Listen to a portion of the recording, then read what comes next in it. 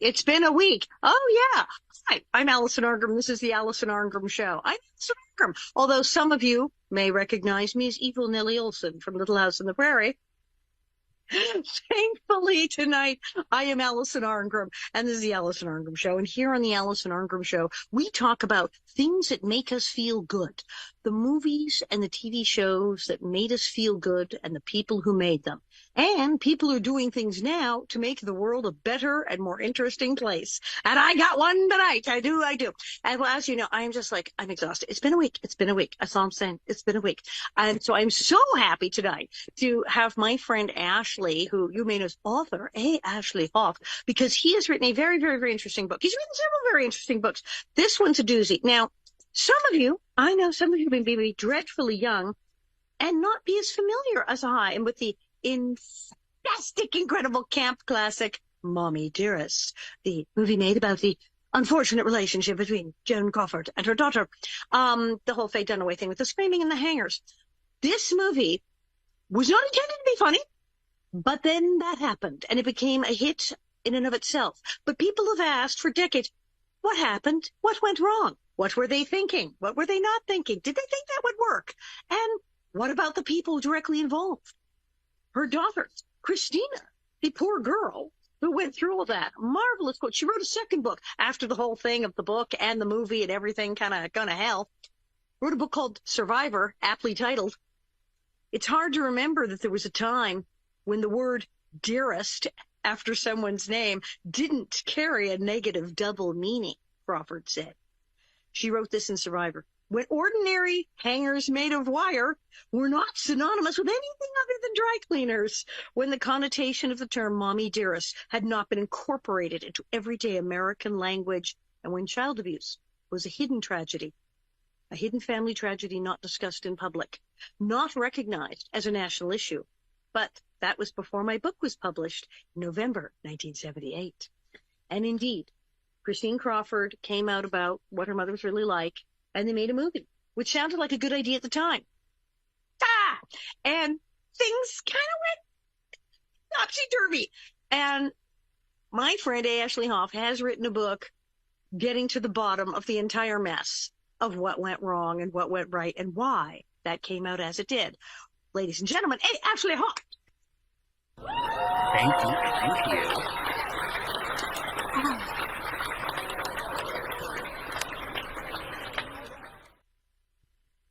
It was, I mean, the movie became a hit, but people went, dressed up as Faye Dunaway with bags of hangers. It was not how that was planned. That was not planned that way.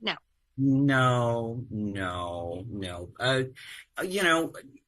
Years ago, when I was a teenager, I had seen the movie for the first time on cable, slashed to ribbons with commercial interruptions. The whole thing, I knew of the reputation as a camp classic, but what I saw, they removed all the campy stuff to stick the commercials in there. So what I saw looked more like a horror film. And it really, it was really actually pretty terrifying. And I thought, okay, well, this isn't quite what I was expecting, but it was a fascinating thing anyway. And then later on, I saw the uncut version of the movie, on video or DVD or whatever, and realized, oh, now I get it. Now I understand. But because of that initial screening, I was always very conscious of the fact that this is at base a story about child abuse, about this tenuous relationship between a legendary golden age Hollywood icon and her daughter. What appears on screen is actually pretty dark and kind of violent and scary, but nonetheless unintentionally hilarious. Right. When Christine wrote her book, it was a big deal at the time because, in the 70s, and I know people were not taking child abuse seriously. And as you know, in my book, I talked about when the laws changed to even provide serious penalties for child abuse. It was in the late 70s. It's like nothing until then. People did not get the whole captive thing. Well, the thing about that era, there had been no real clear distinctions made between disciplining your child, which is a necessary thing, and actually taking out on your child the fact that you had a lousy day or maybe you made lousy decisions in your life and, being unable to rein in your inner rage or inner turmoil. There was no distinction made. Disciplining your child and abuse were just kind of, intertwined or It, seen as the same thing. it wasn't something that supposedly middle class or upper class people did. It was a problem of the poor. Yes, those poor people, the poor people in the slums beat their children. But oh Yeah. no, nice people don't do that. And I mean, I remember it was an era, certainly people didn't talk about sexual abuse. They didn't talk about any of these things. It was really 80s anyone talked about it. So to write a book then and say, oops, my mother was troubled and had serious issues with alcohol and mental health and took it out on her kids and it went really badly. People were stunned that Christina wrote this. And at the time, it was like, no, no, beautiful movie star. Everything she does must be right. And there were people who trashed Christina Crawford. How can you say these things about your lovely mother? But there's several people, including big stars, who went, yeah, no, I kind of was there and saw stuff. And she was backed up and it did all happen. Yeah. I have a chapter, I think it's chapter 2 or chapter 3 called Are You Gonna Call Helen Hayes a Liar? And it's Hi, basically, Helen Hayes. I am not going to call Helen Hayes a liar. Oh my God, I'm not calling Helen Hayes a liar. I mean, there have been a lot. Christina's been accused of lying or making stories up or exaggerating the truth. And, obviously I wasn't there. I cannot speak to the veracity of every incident in the book. But the thing was, when the movie was made, let's face it, most movies, there are fictional scenes written for dramatic Yes. purposes. And so the stuff you read in the book, people would say, oh, this scene is in. No, it wasn't in the book. It actually was never in the book. The There hair was a cutting ton of stuff in the scene, movie that's not in the book. yeah, the hair cutting scene was total fiction. It was kind of adapted from a real life incident that Christina writes about, but the way it's depicted on screen, not accurate. And because the movie was so trashed by critics and by Crawford fans, I think that's one reason that Christina has tried so hard to distance herself from the movie. Also because she felt it both trivialized her own life and her mother's life, but also a subject that she felt was very important to talk about, which was the child abuse. So she didn't really like the movie, but she has recognized the fact that after 43 years, and it's going to be 43 years in another week or so that the movie was released, over that time, that's helped to bring the movie's popularity, along with her memoir, have helped to bring this topic into mainstream conversation. We're more aware of child abuse and how to combat it and how to survive it if you yourself have been a victim to it. And And if you yourself might be somebody prone to it, how to get help, how to get therapy to prevent such things. there's hotlines, but like when the movie, I read them in the making of it, that initially there were sort of two camps. There were people who went, this could be a serious movie about the problem of child abuse, and that it's not just poor people and people you don't know, that it is famous people and rich women and people you think are nice. This is going to be a breakthrough. And then you had people, and even Faye Dunaway went, this is going to be movie showing that Joan Crawford wasn't really a bad person. That this is going to be a defense of her. You're going to see, oh, the poor woman, she didn't mean it. And neither of those things got accomplished. No, no. That's one of those situations where everybody really has to be on the same page when making a movie. And when they're not on the same page, sometimes those ideas clash, head-on collisions. And this movie, shows what happens when that is allowed to happen. So did it first go awry with the screenplay? Because you talked about Frank Jablonski. He'd had a bunch of hits. I mean, with the North Dallas 40, all this stuff. So he had hit films, Yeah. but not films like this. They were more like, well, blockbuster films, like happy films and romances and sports. And Action films, comedies, yeah, things that this was this not movie is not quite.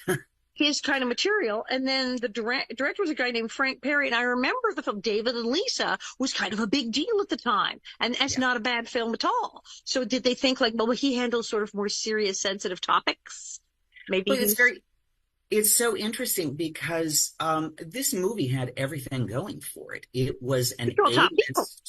A-list. The top people. If Faye Dunaway throughout the 70s was, one of the top A-list stars throughout the 70s. This was 1981. She had just turned 40. Her last several movies had really done nothing to enhance her reputation, but she nonetheless was still an A-lister.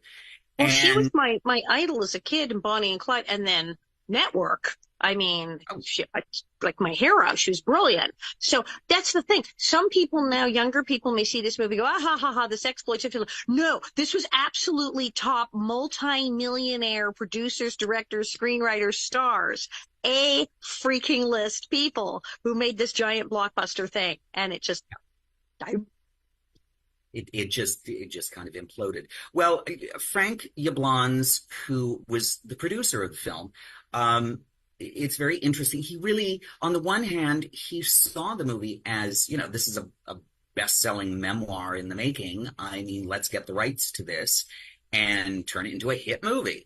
There was the crass commercialistic element on the one hand, because, hello, he's a producer, but on the other hand, Frank Yablans actually came from a background where he was abused, oh um, wow.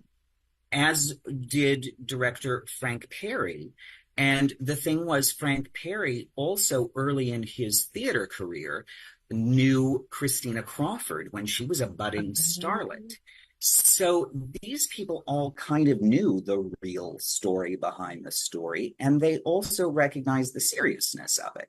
They They had good were in her camp. intentions. They were trying to help. These were They people really, who'd been there. They knew what child abuse. They knew how it was behind closed doors. They knew how their parents probably put on a happy face outside the house. They believed her. They knew. well, and the thing was, they also knew this is a story that needs to be told. They really did, on various levels, have good intentions in wanting this story to reach the screen. But Frank Perry, who, as I said, came from initially a theater directing background before he became really successful, along with his then wife, Eleanor Perry, in becoming kind of the king and queen of indie movies back at a time before indie movies were really successful. Um, yeah, Frank Perry had a very theatrical idea of what this story was. He saw it as this, almost Greek opera. He pictured Medea, and he kept Yes, yes. directing Faye that way. You This are huge Medea, tragedy. be Medea. And if you've And when, ever of seen course, Faye Medea, Dunaway jumped at that, Faye Dunaway went, yes, and like went there. Did yeah. she did. And Faye Dunaway, to her credit, brilliant, brilliant actress. The thing is, uh,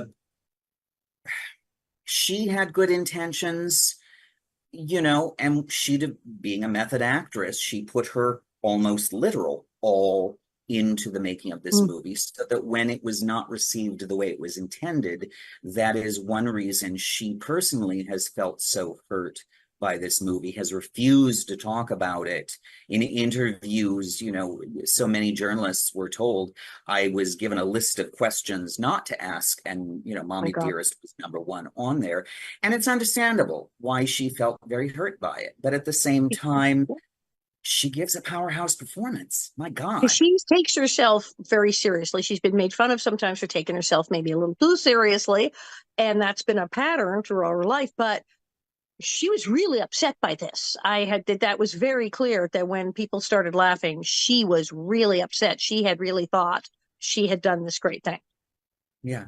Well, and what's very interesting, people have asked me, oh, what did you learn while the writing of this book? Um, as I was writing with love, Mommy Dearest, I came to realize that my previous ideas of what makes success versus failure, I had to reassess all of that, because Mommy Dearest has been derided for the past 4 decades as a cinematic bomb, a flop, all this stuff, and yet it was never a commercial failure. Critical bomb, Yeah, but yeah. never a commercial failure. It made money from day one to packed movie houses, and 43 years later, we are still talking about this movie and loftier award-winning movies.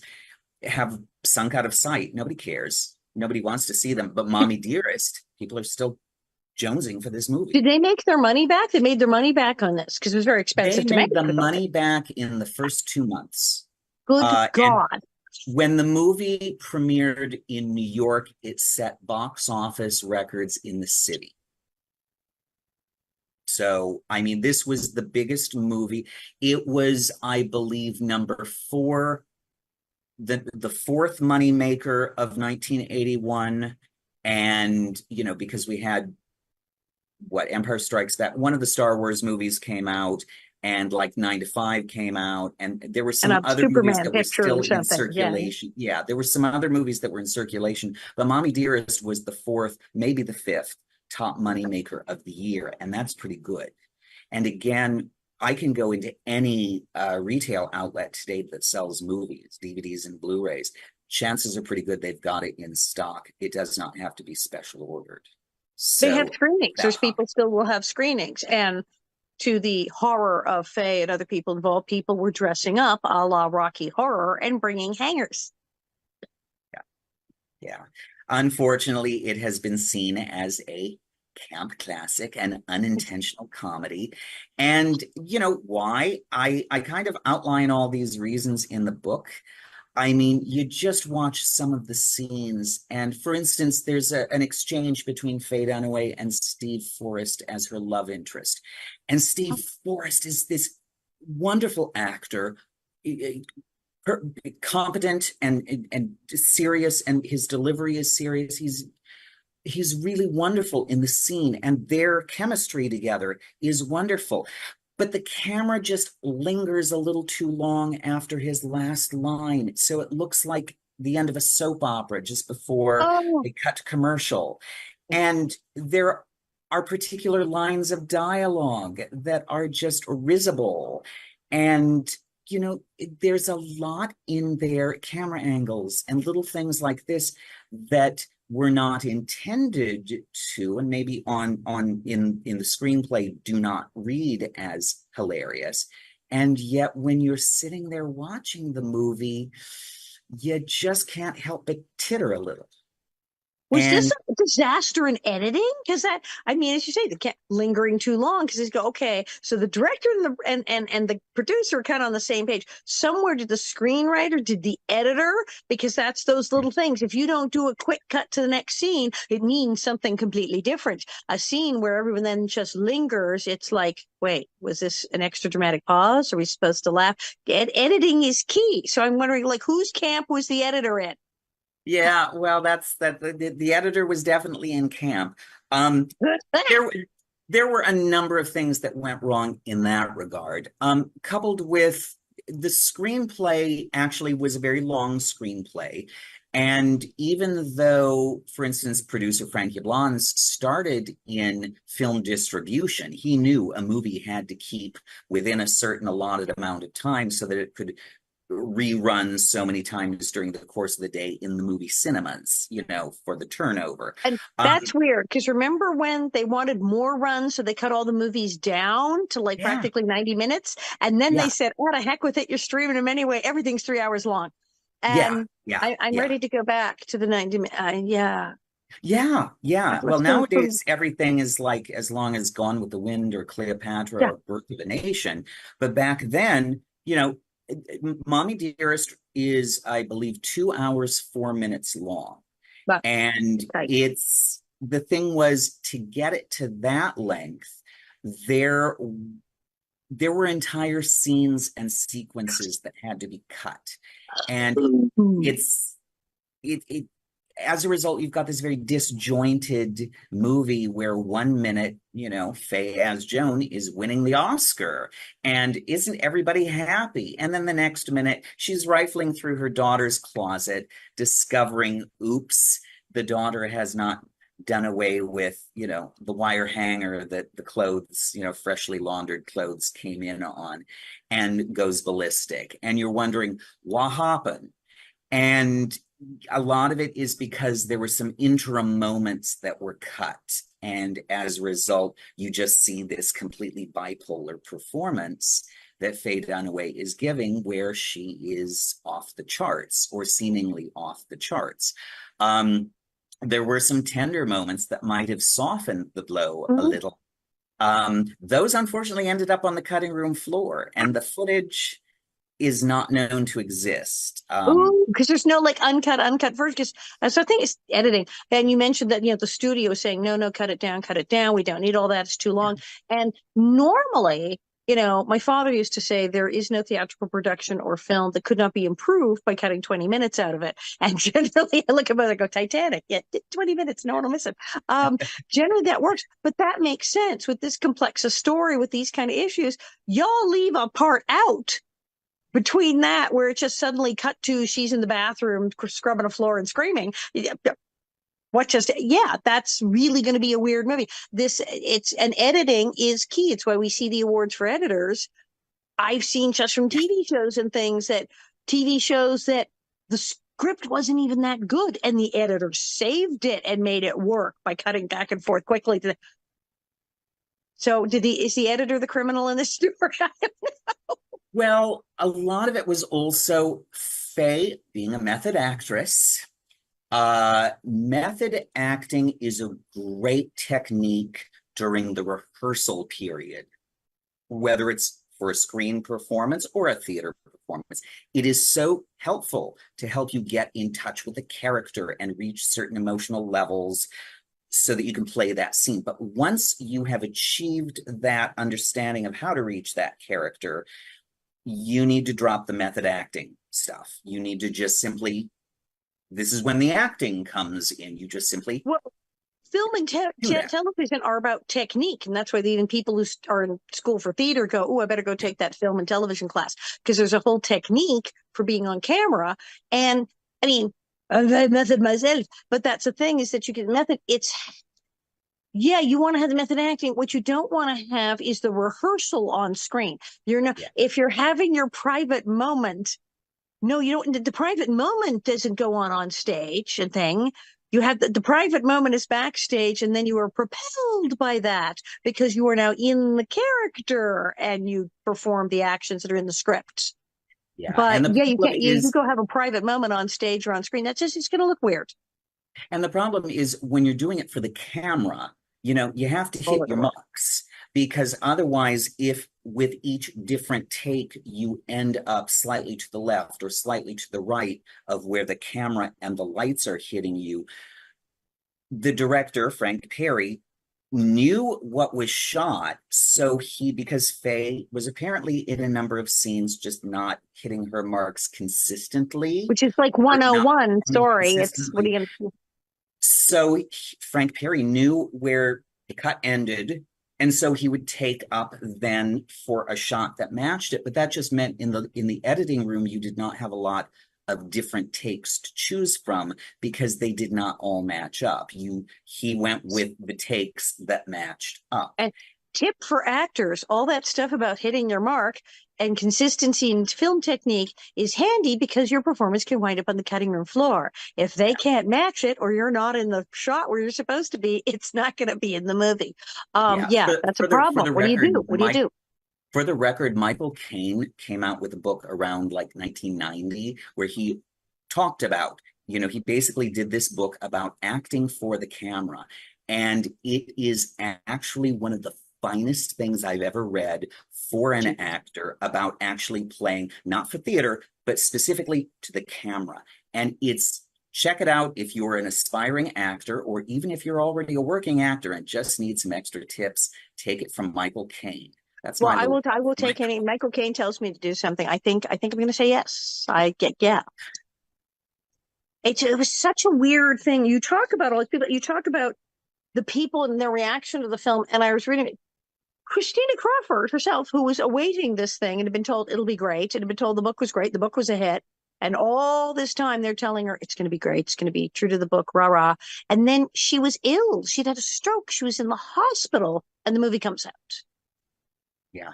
Ironically enough, while a movie, depicting her life story was getting ready to play on the screens, she was fighting for her life in the hospitals.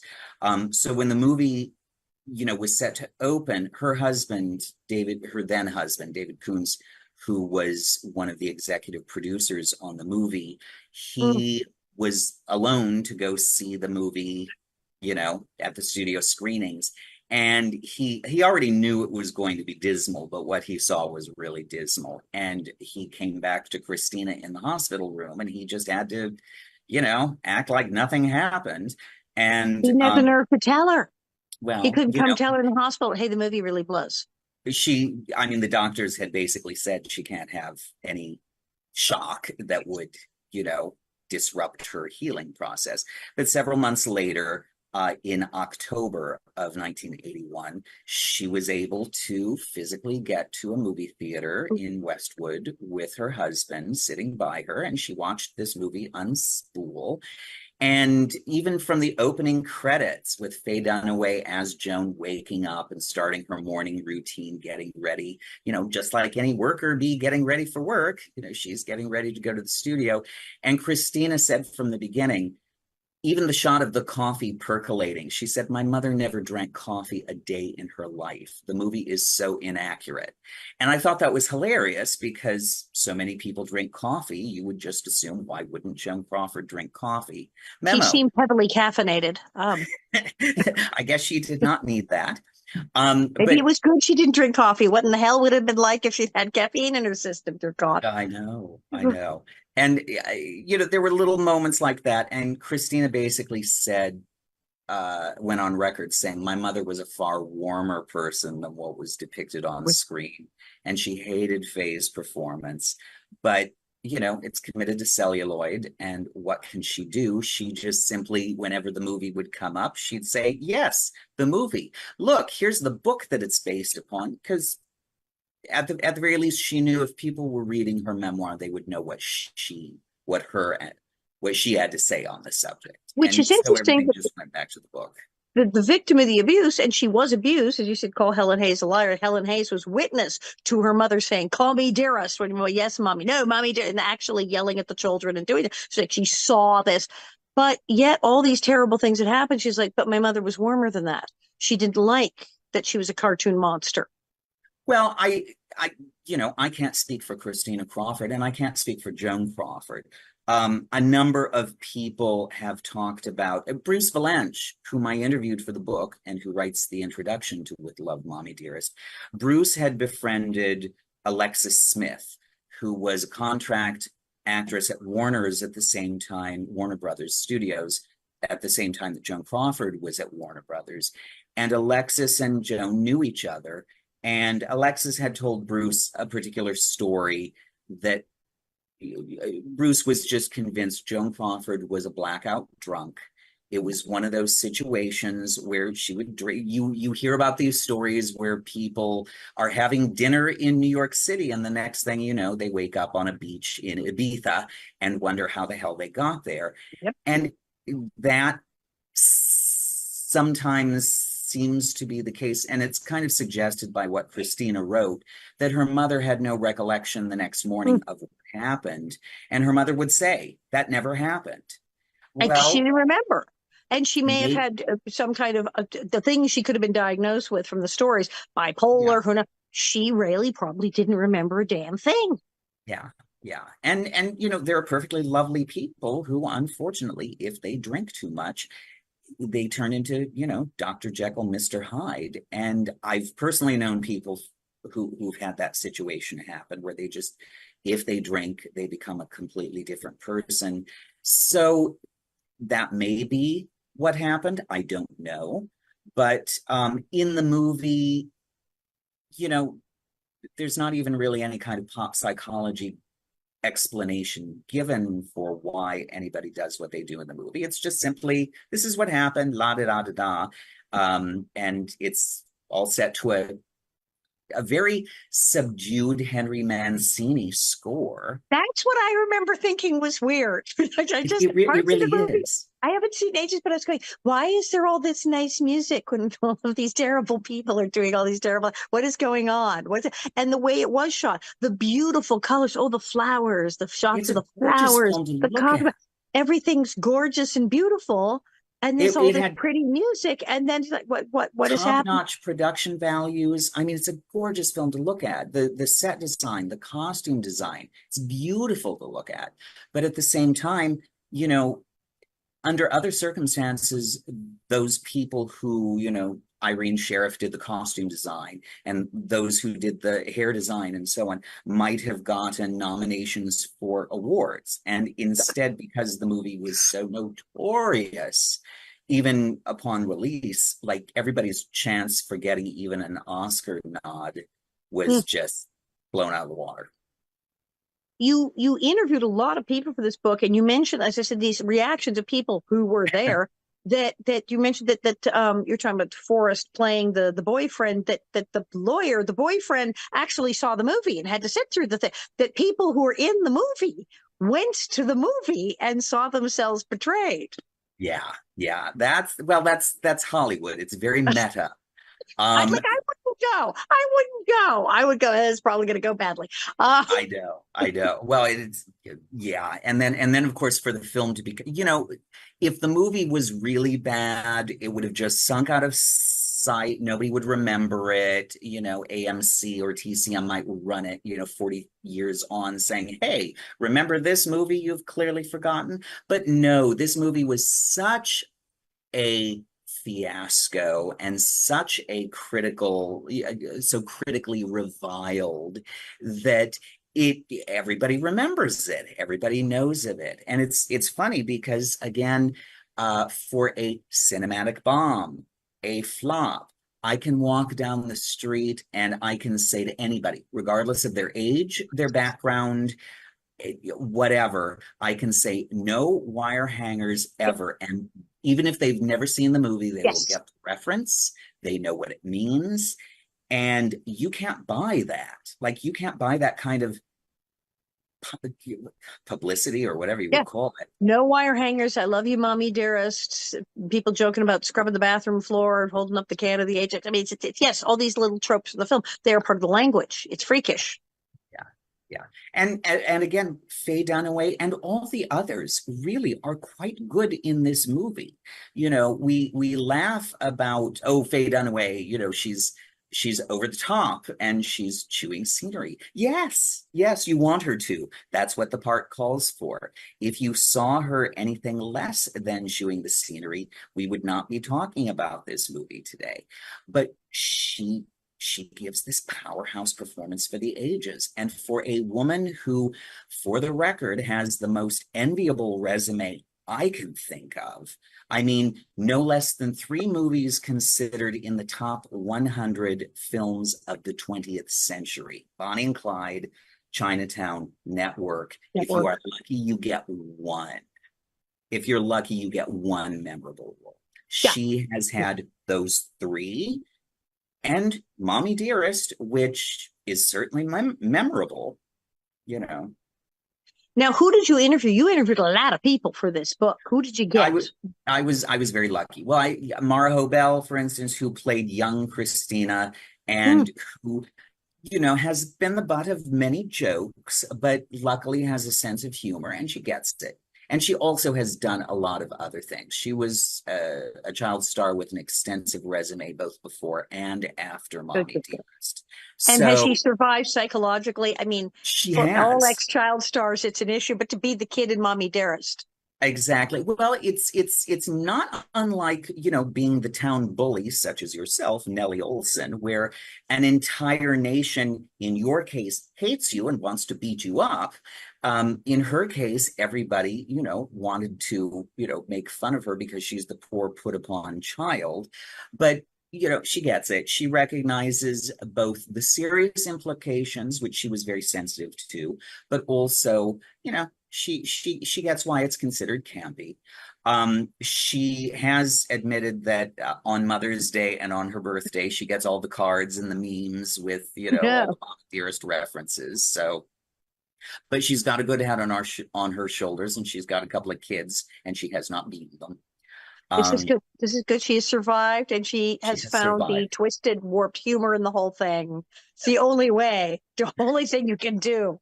after Well, that. yeah, you've got to have a sense of humor about it. And, Tracy Hotchner, who was a screenwriter and who incidentally, after the movie ended, later ended up marrying producer Frank Yablans. They had a Oh, long relationship during, before the movie, before the movie started and throughout the filming, and then they got married afterward, and they were together, I think, 13 years.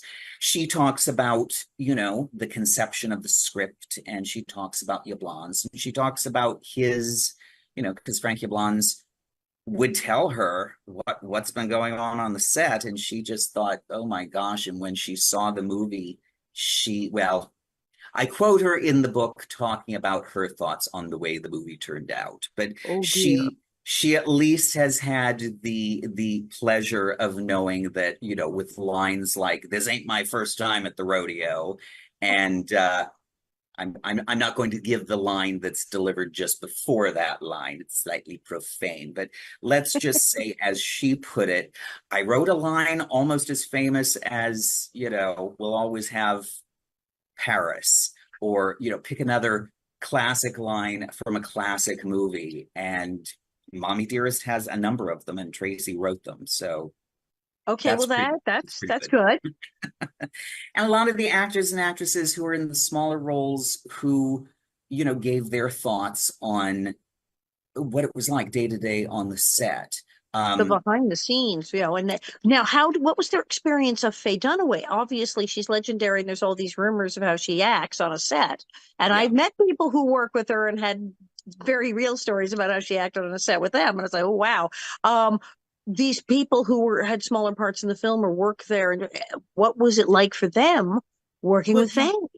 it's interesting because I have quite a few stories about, Faye, shall we say, misbehaving on set, or her behavior being considered misbehaving. But I also have a lot of people that I quote who say, no, what I saw was a thorough professional, and she took her job seriously. And if she was, not friendly or whatever, it was, a means to an end. And so I had as many people defending her as I had, telling really unpleasant stories about her. So I'll let the reader decide for themselves what holds and pull. Yeah, because I mean, what I basically heard was definitely sort of an emotional volatility, that she was extremely sensitive, and if she was having a bad day, she would behave in a rational manner to certain things. Yeah. Well, and I also quoted one of the Faye's dresser on not just Mommy Dearest, but on something like 13 different film and television projects, who had known and worked with Faye for many years. She said flat out, everyone who works with Faye ends up hating her. But what she meant was that Faye is such a perfectionist. If, they're doing the makeup and the makeup is not right, or the costume is not fitting right, she will stand there and let them pin her and whatever to make sure it lays properly, or the makeup, they will redo it and whatever. And if it takes hours, she's going to be in the trailer for hours. But it's because, at least according to Bernadine, because she wants it to be right. And I get that. I get that. Again, I let the reader decide for themselves what they think. I will say that both Frank Yablans and Frank Perry had said after the movie ended, they both basically gave interviews saying, was she a pain to work with? Absolutely. But would they work with her again? Absolutely. They said in a minute they would work with her again, because they believed that the final product was worth all the strenuous effort. The hairdresser, one of our hairdressers, Little House, we had Larry Germain, and we had Gladys. Gladys Whittencoin. Gladys worked with Faye. I don't even know how many times. She worked on Bonnie and Clyde. She worked on everything. And she had some tales, but she went back. She did many, many, many films. She would always go back. I mean, sometimes there was a lot of calling and begging and caring, but she would eventually say, okay, she would go back. And so she said, yeah, the on-screen performance, what are you going to do? But that she said the day to day sometimes was grueling. So Yeah. Yeah. Well, I mean, even today, there are so many stories about, I don't know, Jared Leto or somebody else who's a method actor. And, there will be horror stories about a particular day on the set and all this stuff. And now people have cell cameras where they can just whip out a cell camera and, the evidence can be there on YouTube if you'd like to find it. I'm not going to necessarily excuse Hollywood misbehavior. I'm just going to say that whenever you're doing any job, and it could be working in a restaurant, people who are in the kitchens preparing the food that then comes out on a table for the audience, i.e., the customers. There can be as much screaming and yelling and flinging ashtrays and temperaments and clashing of temperaments in any day-to-day job as there is in any showbiz job. The difference is showbiz jobs are filmed and kept for posterity, whereas everybody else's day-to-day they're allowed to forget. Thankfully. Yeah. But you got so many interviews. You said you got Bruce Valanche in there. Um, Tell us about all, because you've done this. Is how many books is this now? How many books is this? Tell us about your other books. They don't know. Yes, well, I'd written earlier a book on the popular 70s TV game show Match Game called Match Game 101, a backstage Was I history of on Match that? Game. Oh, yes, I was. Hi. Why, yes, you were. And did I interview Miss Alison Arngrim for the book? Yes, I did. And Um, because I was on the weird sort of mutant crossbreed of Hollywood Squares and Hollywood Hollywood Squares Squares, Match Game where we hour, had yeah, Bowser from for the Sha Na Na and Gene Rayburn. And it was like, we're not sure what is, I don't know what this is, but it was great. We played both games and it was wonderfully bizarre. And yes, you got me for that. So yes, we had the Match Game book. Oh my God. yeah. Well, and it's funny because, Match Game, it's a silly TV game show from the 70s, and yet at the same time, the reruns are still rerunning 50 years on, which Weird. is hilarious because game shows are the single most throwaway art form there is, I should think, in most people's minds. And yet I was able to find the depth. I take all these seemingly shallow subjects like Mommy Dearest and Match Game, and I find the depth in them because game shows help. Channel that's just game shows now. I know, but game shows helped, in the 60s onward, helped bring, ethnic performers on television to, match wits with the contestants and that sort of thing. It was a way, first of all, to bring integration into, Right. It's a American living breakthrough. rooms. Mhm. The questions and answers were often, dealing with hot topics like politics and civil rights and feminism and the oil crisis and all this stuff, but in a seemingly funny comedic format. So you were able to kind of touch on these topics, and there was a lot of depth actually in there and a lot of wit in the game show format that was utilized. And that's one reason that, in the years before reality television, game shows were kind of like the That's only what we way to had. see people be natural. You could really see how smart these people were or were not, or how clever, or what their reactions were when they lost at the game. If they, were able to shrug it off, they're a good sport, you automatically like them. If they're really cross and vexed because they missed that answer, or their team player did not, match them properly, you get to see what people are really we like. we didn't have the internet and Instagram and Facebook and all that then. And it's true. That's where you met. I mean, half the very famous people I met like on a set of a game show that I did, because I did like a bunch of them. And that's where you saw famous people out of the roles who's on the game show. It's like, oh, Yeah, that's what, oh, I didn't know they were so nice. They were on the, that's, it's like yeah, because completely they're crazy. unscripted. You So you yeah, can't you fake pick, that. yeah, you do pick interesting topics. I must say. Now, where do people get this latest one, this one? And it's with love about Mommy with Dearest, or the story of with Mommy love, Dearest, with Mommy love, Mommy Dearest. Dearest. The making of an unintentional camp classic. It can be purchased in the usual places where you buy books. Sometimes they are the online retailers, but I always tell people when they can afford to, please feel free to go to your local mom and pop indie bookstores and support the local economy by, purchasing your books there. Absolutely. A a book on the making of Mommy Dearest would make a fine gift, especially, as the holidays are coming up for all your movie fan friends, or possibly for your mother. And I which a few months will be Mother's Day. I think you'll it get would me. well, I actually the book came out May 7th, and So, a right, you number came of out for Mother's Day at a Mother's Day it, release. it came out the Perfect. week before, and a number of people, asked me to sign the book, to Wow. their mothers, and they gave them as Mother's Day presents. I thought, Oh, good wow, heavens. you don't mind being excluded from the will, huh? Right. Because It's a bold choice. it's a bold choice. Hopefully their mothers had a sense of humor. I Well, I assume think so. it's great because everybody's said no wire hangers. Everybody's joked about the movie. Some people really love the movie and are into it and have seen it a million times. Other people are like, oh yeah, I saw that. What's like you said on TV, it was cut. I didn't know what the hell I was watching. And other people just know the costume from Halloween. They know, but to have an in-depth, we've all heard the horror stories. Oh, this was awful. That was awful. But to interview the people actually involved in making this and how they actually tried, and that there were actually people who had dealt with child abuse and were trying to make a serious film for 5 seconds there, Well, and and it's that it's the it's really reactions of the interesting. real people. One of the things you've said a minute ago was that, a lot of people who view it as, the unintentional comedy that it sometimes is seen as being, have watched the movie over and over and over again. But I've actually also known a lot of people who watched the movie over and over and over again because they did not take it as comedy. They found it a very cathartic, therapeutic experience.